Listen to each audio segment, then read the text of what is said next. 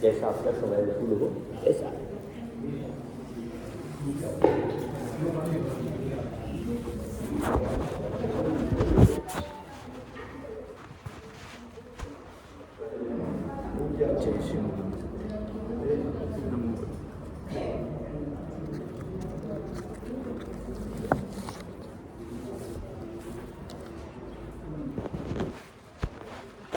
योग सार ग्रंथ है जिसकी 51 नंबर की गाथा आपके बीच में चल रही है, जिसके अंदर आचार्य देव क्या फरमा रहे हैं वो अपन देखते हैं।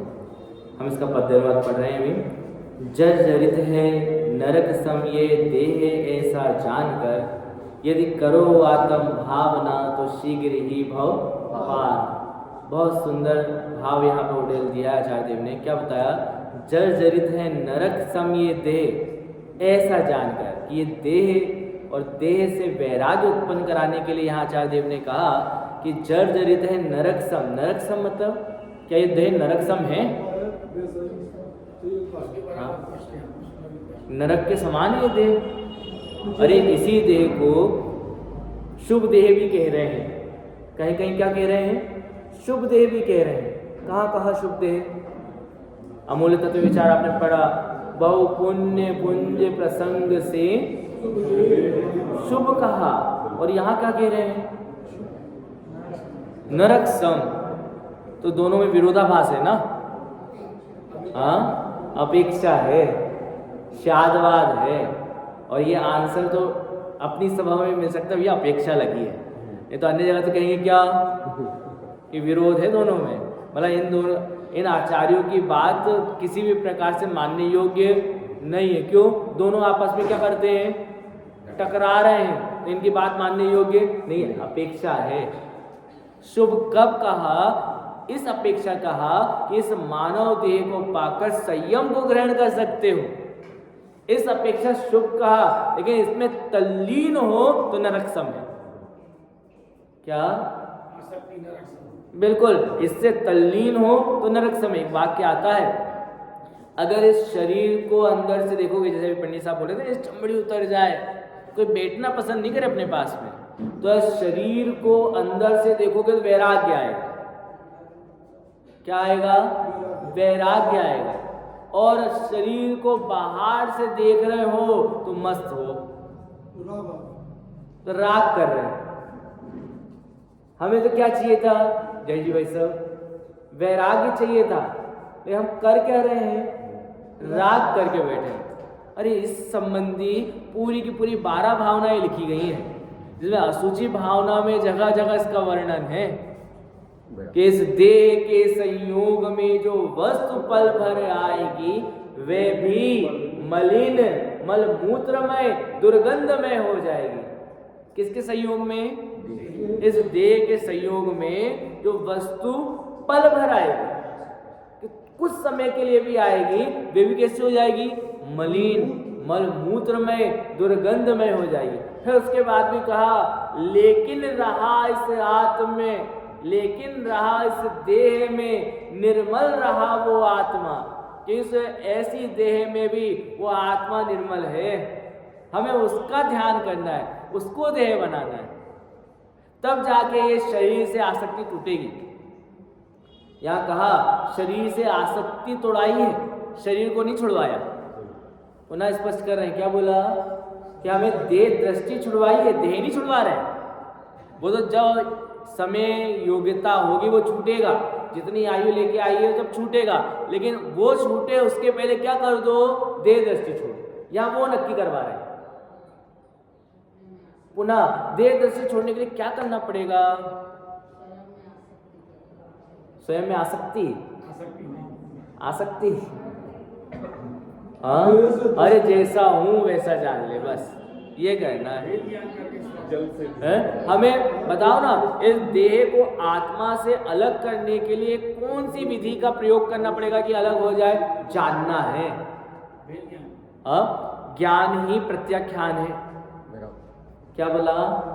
ज्ञान ही प्रत्याख्यान है। जिसके लिए समय सार में ही आचार्य अमृतचंद देव ने उदाहरण दिया ना कि धोबी वाला, आप लोगों ने सुना होगा। क्या उदाहरण दिया कि एक धोबी था, उसके पास एक व्यक्ति अपना कपड़ा दे के आया क्या कि धो देना, प्रेस कर देना। अगले दिन कपड़ा लेने गया तो जैसे उसने कपड़ा लिया बोले ये कपड़ा तो मेरा नहीं है। क्यों कि अरे मेरे पे तो निशान लगा था, ये मेरा नहीं है। तो वो सामने वाला धोबी बोलता है भैया गलती हो गई, एक हमारे पास और सज्जन आए थे, उन्होंने भी ऐसे कपड़ा दिया था और वो कपड़ा आपका वो ले गए, आपका घर रास्ते में पड़ रहा है, आप उनसे लेते हुए चले जाना। ठीक है, गए रास्ते में लेने के लिए। जो व्यक्ति यहाँ धोबी के पास से वो कपड़ा लेके आया था वो पहनकर बाजार में घूम रहा था, वो कुर्ता पहनकर बाजार में घूम रहा था। जैसे ही गए हमने कहा भैया कुर्ता मेरा है, तो बोले नहीं मेरा कैसे है, मेरा है। तो हमने निशानी बताई कि भैया देखो इस कुर्ते के पीछे साइड में एस लिखा है। तो वो देखता है हाँ ये तो कुर्ता आपका है। तो आप बताओ वो बीच बाजार में उतार देता होगा ना कुर्ता। हमारे बीच में ललितपुर के हमारे पूरे प्रतिनिधि आए, आइए पधारिए। फिर से क्या कहा, बीच बाजार में कुर्ता उतार के पजामा उतार के दे दो, ले भैया मैं नंगा जाऊंगा यहाँ से। ऐसा कुछ करता है कि क्या बोलता है भैया मैं कल इसको धुलवा कर आपको पुनः वापस दे दूंगा। अच्छा, जब वो बाजार में पहन के घूम रहा है और अंदर में क्या चल रहा है उसके, ये कुर्ता किसका है, मेरा नहीं है। अच्छा, कोई उस पर गंदे हाथ लगाने आए तो लगाने देगा ना, मेरा नहीं है लगा ले भैया। अरे कहेगा भैया मेरे कुर्ते में हाथ मत लगा लेना। क्या बोलेगा, मेरे कुर्ते पे हाथ कह रहा है, ये अंदर क्या चल रहा है, ये मेरा। अरे समझ में तो नहीं आया, क्या चल रहा है अंदर में, ये मेरा नहीं है। कोई गंदा करने आए तो रोकेगा, भले उसको पता है ये मेरा नहीं है, लेकिन अभी मैंने पहना है ना, कहेगा तू, ये मानेगा। अरे ऐसे होते ज्ञानी कि जब वो देह दृष्टि छूटती है तो घर में रहते तो हैं, अपनी पत्नी को अपनी पत्नी कहते हैं, ऐसा नहीं कहते कि आज से तो पराई हो गई।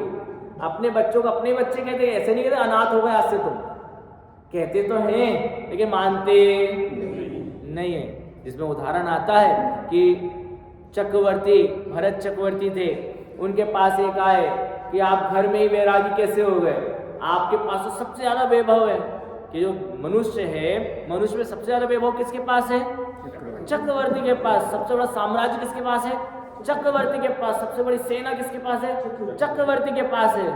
हाँ, जिसके लिए कहा कि उसके पास 84 लाख हाथी है, 18 करोड़ घोड़े हैं, पैदल सैनिक कितने होंगे, हाँ 96,000 पत्नियां हैं, तो घर में वैरागी कैसे हो गए। तो एक सज्जन आए, तो उदाहरण आपने सुना होगा, सारे चित्त परिचित उदाहरण दे रहा हूं आपके सामने। क्या कहा कि भैया वो आया, उसने कहा कि आप घर में ही वैरागी कैसे हो गए। तो उसके लिए उन्होंने कहा कि भैया इसके हाथ में कटोरा थमा दो और उसे किससे भर दो, तेल से भर दो। घी महंगा आता है, तेल सस्ता रहेगा और घी जम जाएगा, तेल जमेगा नहीं। तो किससे भर दो, तेल से भर दो। और तेल से भरने के बाद पीछे सैनिकों को बोल दिया भैया इनको पूरा का पूरा राज घुमा के लाओ, एक एक पत्नी का महल घुमाओ, 60,000 पुत्रों के महल घुमाओ, सब कुछ घुमा के लाओ। और उसको बोल दिया, चेतावनी दे दी कि अगर एक बूंद भी इसकी छलकी तो इसकी गर्दन अलग कर देना। भले आंख मार के मना कर दिया हो कि ऐसा करना मत, लेकिन आदेश तो क्या दिया कि भैया एक बूंद भी गिरेगी तो इसकी गर्दन अलग कर देना। सब कुछ घुमा फिरा के वापस लेकर आए। पूछा क्यों भैया, कैसा लगा मेरा महल, कैसी लगी मेरी पत्नियां, कैसे लगा मेरे बच्चों का महल, कैसे लगे मेरे रत्न निधियां। उसने क्या कहा, क्या कहा, भैया हमारा उपयोग तो सिर्फ कटोरे। अच्छा, वो गया था कि नहीं गया था महल में, रानियों के महल में गया था कि नहीं गया था, सब जगह गया था, लेकिन दृष्टि कहाँ थी। ऐसे ये कि दृष्टि यहाँ है, यहाँ वो बात कही जा रही है कि जर्जरित है नरक सम ये दे, ऐसा जानकर सिर्फ दृष्टि फेरनी है। और यदि करो आत्म भावना तो शीघ्र ही भव, शीघ्र ही, ज्यादा समय नहीं। ऐसा कहा कि एक बार दृष्टि अंतर में आने से हो सकता है कि हमारा अर्धपुद्गल परावर्तन भी रह जाए, लेकिन वो अर्धपुद्गल परावर्तन भी जो हमारा संसार हम भ्रमण करते हुए उसके सामने बहुत कम है। अर्धपुद्गल भी अर्धपुद्गल परावर्तन बोल तो रहे, लेकिन ये मतलब छोटा सा अर्धपुद्गल परावर्तन। अर्धपुद्गल परावर्तन ना कई भाव निकल जाने इसमें, लेकिन फिर भी कहा एक बार पक्का तो हो गया ना हमारा, क्या पक्का तो हो गया ना कि हम कहाँ जाएंगे, अब हम सिद्धों की श्रेणी में शामिल होंगे, हम सिद्ध जैसे बनेंगे। दृष्टि तो करें, हमारी तो अभी तक आदत ही ये पड़ी बहाने वाली, हर किसी चीज का बहाना है अपने पास। या लोक में कहते हैं, लौकिक वाक्य है कि जो सफल व्यक्ति होता है ना उसके पास कोई बहाना नहीं होता, और असफल व्यक्ति के पास 1000 बहाने होते हैं, काय के असफलता के, और सफल व्यक्ति के पास कोई बहाना है नहीं है। हमारे साथ ये होता है कि हमें पहले हम असफल पहले बहाने ढूंढने लग जाते हैं, ये बहाना ले लेंगे, ऐसा कर लेंगे, ऐसा कर लेंगे, ऐसा कह देंगे, ऐसा कह देंगे, लेकिन सफल होने का कोई प्रयास ही नहीं करते। हमसे सिद्ध भगवान पूछेंगे, क्यों भैया मनुष्य भाव मिला था, उत्तम कुल मिला था, सच्चे देव शास्त्र को समागम मिला था, सुनाने वाले मिल गए, समझाने वाले मिल गए, क्या किया, आत्मज्ञान किया, अपने आप में रमे। हम क्या कहेंगे, क्या बताएं भगवान, हम कुटुंब में फंस गए थे, मैं अकेला ही कमाने वाला था, कोई घर में कमाने वाला, ढोर बन जाओ बोलेंगे। फिर किसी से पूछा, क्यों भैया सिद्धों के दर्शन हुए, हाँ आत्म दर्शन हुआ, भगवान क्या बताए, शरीर में इतने रोग थे कि हम डॉक्टर ही घूमते रह गए, समय ही नहीं मिला, गधा बन जाओ जाके। क्यों, ये सिद्धों की क्लास है, और यहाँ तो वही बैठेगा जिसने क्या किया है, अपने आप को सिद्ध जैसा अनुभव किया है, अपने आप को सिद्धों जैसा देखा है, अपने आप को भगवान देखा है, उसको यहाँ क्लास में बैठने का अधिकार है, बाकी तो कोई नहीं, बाहर ही है। तो इतना सरल मार्ग होने पर भी हमें समझ में क्यों नहीं आता। हाँ, आप ये देखो ना कि आचार्य श्रीमती तारणकंड स्वामी ने आज से लगभग 500 वर्ष पहले देश भाषा में बताया पूरा, जो समय सार में आया है, जो बड़े बड़े आचार्यों ने कहा है, उसे ही देश भाषा में उन्होंने स्वलिखित मौलिक ग्रंथों में लिखा, कहा कि भैया आओ हम मुक्ति रूपी वधु को वढ़ने चलते हैं। लेकिन वो मुक्ति रूपी वधु को वढ़ने के लिए हमने मुक्ति पूर्णा का पाठ किया, ये मुक्ति पूर्णा का पाठ करके हमने उसको रूढ़िवादी बना दिया, और रूढ़िवादी बना दिया तो कहाँ तक सीमित किया हमने उसे, नहीं पढ़ने तक, लेकिन किस प्लेस, किस स्थान विशेष से उसको सीमित कर दिया कि भैया कोई मरण का प्रसंग बना है तो क्या करें, चली चलिए ना हो मुक्ति श्री वहीं तक सीमित करके रख दिया। ये आचार्य देव तो कितनी भावना, उत्कृष्ट भावना पूर्वक कह रहे थे, चलो सब चलो, कहाँ चलो, मुक्ति श्री को वर्ण करने चलो, लेकिन हम कहाँ तक सीमित रह गए, चला गया उसको सुनाने उनके परिवार वालों और वो परिवार वाले फिर अपन जाएंगे तो अपने भी सुनाने के लिए आएंगे। कोई रीति चल रही होगी। तो आचार्य देव ने बहुत करुणा के साथ अंदर के आनंद को खोल के रख दिया। ऐसे 3 लोक में कहीं कोई और मिलेगा नहीं जो हमें स्वयं कैसे सुखी हुआ है वो सुखी होने का मार्ग बता दे। बाहर में कोई ऐसा नेता नहीं मिलेगा आपको कि वो नेता कैसे बना और अपना पद आपके लिए दे दे। यहाँ तो ये कहा कि अपना पद हमारे लिए छोड़ के चले गए। क्या करें गुणगान प्रभुवर आपके उपकार का, आपने निज निधि हमें दी, नवन करते आपका। आप में प्रभु आप से ही आपसी श्रद्धा जगे, दूर होवे भाव विकृति, परिणति निज में रमे। कि मेरी परिणति निज में रमे, ऐसा उपकार सिर्फ आपने किया है कि अपनी निधि हमें दे दी है। ये आचार्यों ने ग्रंथ लिखे हैं तो ऐसा कहा कि शुभ राग की अग्नि, तप्त अग्नि में जलते हुए उन्होंने ये ग्रंथ लिखे हमारे लिए। क्योंकि बाहर में राग में आना, शुभ भाव में आना तो ऐसा था कि किसी को जलती भट्टी में डाल दिया, लेकिन जलती हुई भट्टी में भी जलकर सिर्फ करुणा पूर्वक सिर्फ हमारे लिए लिखा। तो हम क्या कर रहे हैं, हम क्या कर रहे हैं, हम बस क्षेत्र विशेष से सीमित होकर उसका पाठ कर रहे हैं और घर को जा रहे हैं।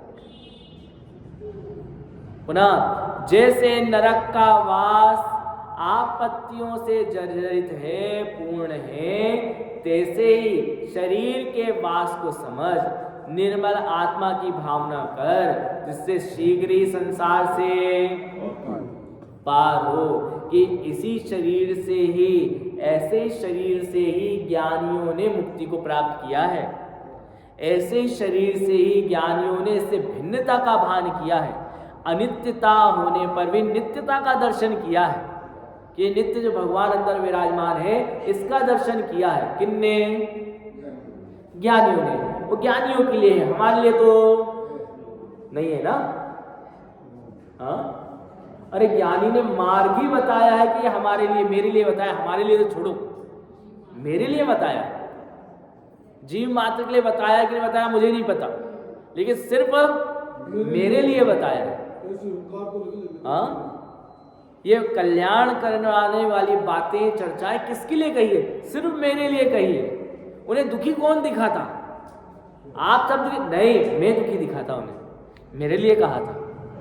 हाँ, उन तीर्थंकर परमात्मा को भी समो शरण में 100 इंद्रों की हाजिरी में, 3 गति की जीवों की हाजिरी में भी बोलना पड़ा। तो किसके लिए बोलना पड़ा? सिर्फ और सिर्फ मेरे लिए बोलना पड़ा। ऐसा कहा जाता है जब तीर्थंकर दीक्षा लेते हैं तो एक शब्द नहीं बोलते, सीधा कब बोलते हैं, कब उनकी ध्वनि कीर्ति है कि जब समो शरण में विराजमान हो जाते हैं, योग्यता होती है, उपादान की योग्यता होती है, सब अनुकूलता होती है, तब उनकी दिव्य ध्वनि भव्य जीवन में शब्द बोल रहा हूँ। हाँ, आप लोग समझ गए ना, बस बहुत हो गया। बस जो व्यवसाय कि भव्य जीवों के भाग्य के अनुसार वो वाणी कहती है। तो वो भव्य कौन था? मैं था, मेरे लिए उन्होंने कहा था। इन आचार्यों ने शुभ राग की अग्नि में, भट्टी में जलते हुए भी लिखा। तो किसके लिए लिखा? मेरे लिए लिखा। लेकिन मैंने क्या किया? सिर्फ दर्शन तक सीमित रख दिया, खोल के देखे ही नहीं। हाँ, इसमें मेरी वसीयत लिखी थी। किसकी वसीयत लिखी? मेरी वसीयत लिखी। ये मैंने खोल के देखा ही नहीं। और बाहर में थोड़ा सा यहाँ से मिल जाएगा, थोड़ा सा वहाँ से मिल जाएगा, इसको मैं पटा लूँ, इसको मैं ऐसा करके चतुर बन जाऊँ, इसको यहाँ पे ऐसा करके इसी में अटक गए जीवन व्यतीत कर पूरा जीवन। वो एक रुपये के चक्कर में, कोई 1 रुपये के चक्कर में, कोई लाख के चक्कर में, करोड़ के चक्कर में जीवन व्यतीत कर दिया। मेरी वसीयत लिखी है ये, खोलो तो, कि मेरे अनंत गुणों का साम्राज्य का एकमात्र अधिपति मैं हूं। खोलो तो, देखो तो, कब तक ये समय गंवाएंगे? अभी वहां पे ले रहे थे ना परकोटा में, दोल समझ सुन चेत सयाने काल व्यथा मत हो। क्या बोला? दोल समझ सुन चेत सयाने काल व्यथा। फिर ये नर भाव फिर मिलन कठिन है, जो सम्यक नहीं। ये भी पढ़ा है, सुना है, लेकिन कब समझ में आएगी समझ में नहीं आता। हाँ, दोल समझ सुन चेत सयाने। कहा? हे सयाने। क्या बोला? हे सयाने। किस लिए सयाने कहा? कि जितनी चतुराई तो बाहर में दिखाता है, ऐसी चतुराई यहाँ दिखा। हाँ, किसी व्यक्ति को अपना माल बेचना हो, कितनी प्रकार की चतुराई करते हैं। अरे 100 झूठ बोलकर भी हम इसको बेचना चाह रहे हैं। तो वो बिल दिखा दूं आपको, बिल दिखा दूं, देखो इतने का ही आया है। क्या बोलते हैं हम?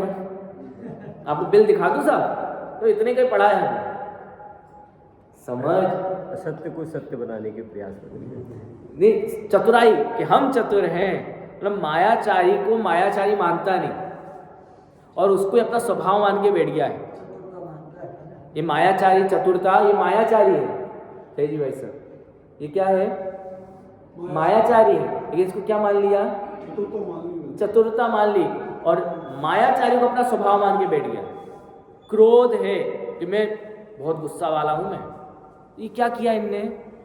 कषाय थी, स्वभाव मान के बैठ गया, मैं बड़ा आदमी। क्या किया? कषाय थी, स्वभाव मान के बैठ गया। हमने कषायों को ही अपना स्वभाव मान के बैठ गए। तो इससे कषाय को स्वभाव मान के बैठ गया, वो यहाँ कब आएगा? हाँ, कर्म चोर बहु फिरत हैं, कि तुम्हें ठगने वाले चारों ओर फिर रहे हैं। अब तुम्हें अपने वैभव को बचाना है तो अपनी चतुराई तुम्हें बतानी पड़ेगी। ये चारों ओर घूम रहे, कषाय बढ़ाने वाले, मोह के प्रसंग बढ़ाने वाले। अब तुम्हें बचना है, हमें बचना है, कैसे बचेंगे? हाँ, कब ये वैराग्य आएगा समझ में नहीं आता। कब वो प्रसंग आएगा जब हम वन में फिरेंगे, पिछी कमंडल लिए हुए घूमेंगे, कब वो प्रसंग आएगा?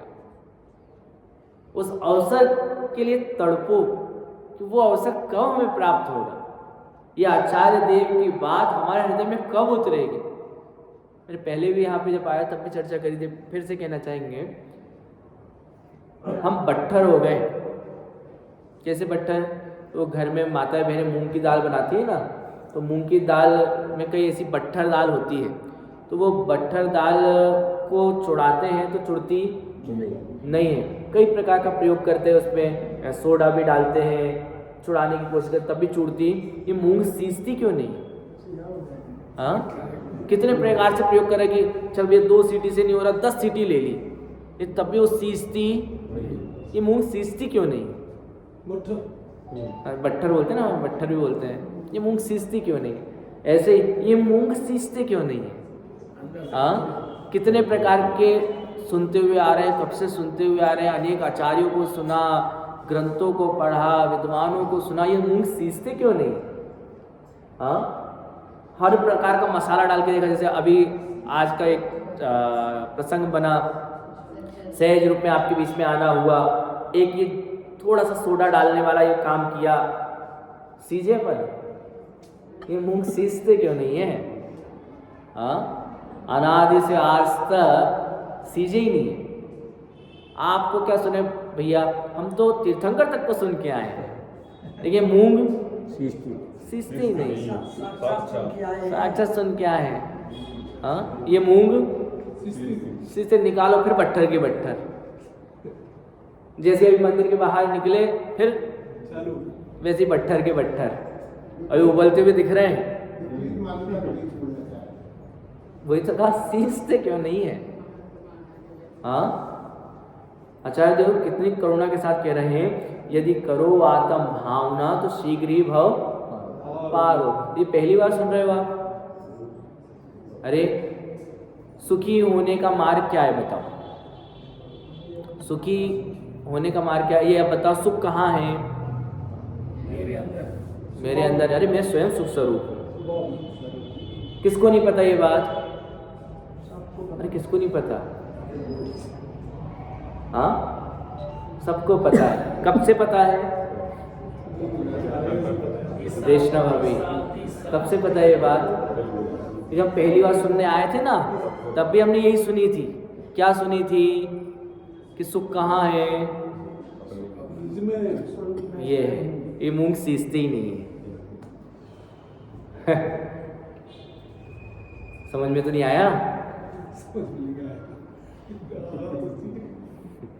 देखो अर्थ क्या, जैसे नरक का वास आपत्तियों से जर्जरित है, पूर्ण है, तैसे ही शरीर के वास को समझ निर्मल आत्मा की भावना कर, जिससे शीघ्र ही संसार से पार हो। शीघ्र ही संसार से पार हो, तो शीघ्र ही संसार से पार हो, पंचम काल में मोक्ष हो जाएगा है? तो इसमें आचार्य ने गलत कहा ना, ऐसा कहना था शीघ्र ही पंचम काल के बाद जब चौथा काल आएगा तब संसार से पार हो, ऐसा बोलना था ना। अच्छा, आचार्य देव को नहीं पता होगा पंचम काल में मोक्ष नहीं होता है, ऐसे ही हुआ ना। मतलब आचार्य देव की मिस्टेक रह गई है। अरे शीघ्र ही संसार से पार हो मतलब ये कि जैसे ये पंखा है ना यहाँ पर, अब पंखा घूम रहा है, हमने उसका स्विच बंद कर दिया, पंखा घूम रहा है कि नहीं घूम रहा? अरे बोलो ना, पंखा घूम रहा है कि नहीं घूम रहा? नहीं घूम रहा, घूम रहा है, लेकिन घूमने के लिए नहीं घूम रहा, रुकने के लिए घूम रहा है। फिर से बोल रहा हूँ, क्या बोला? घूमने के लिए किस लिए घूम रहा है? रोकने के लिए वैसे ही शीघ्र ही संसार से पार होगी। जिसने इसका अनुभव किया, हो सकता है इसके भव हों, लेकिन वो भव को बढ़ाने वाले नहीं होंगे, भव का अभाव करने वाले होंगे। ऐसी बात यहाँ पर आई। ऐसी बात को हम हृदय में लेकर उस मोक्ष रूपी महल की मुक्ति रूपी वधु को वर्ण करें। इसी भावना के साथ अभी की वाणी को हम विराम देते हैं। 15 मिनट का समय आपका हम यहाँ पर लेना चाहेंगे। जिस प्रयोजन से आपके बीच में विशेष रूप से यहाँ पे आना हुआ है, ऐसे ज्ञान का महोत्सव, ज्ञानानंद महोत्सव हमारी इस ललितपुर की धरा पर होने वाला है। जिनवाणी स्तुति करें इसके पहले। हाँ, तो हमारे बीच में पूरे ललितपुर के प्रतिनिधि हमारे बीच में हैं। मैं उन्हें यहाँ पे सादर आमंत्रित करने जाना चाहूँगा। आदरणीय बाबूजी अखिलेश जी चौधरी साहब, आदरणीय पितिंकर भाई और अंतिम भैया। हाँ, आइए आइए सर। सर ये इसको किसका भी टेबल लगा दो। हाँ, बैनर लगा पड़ता है।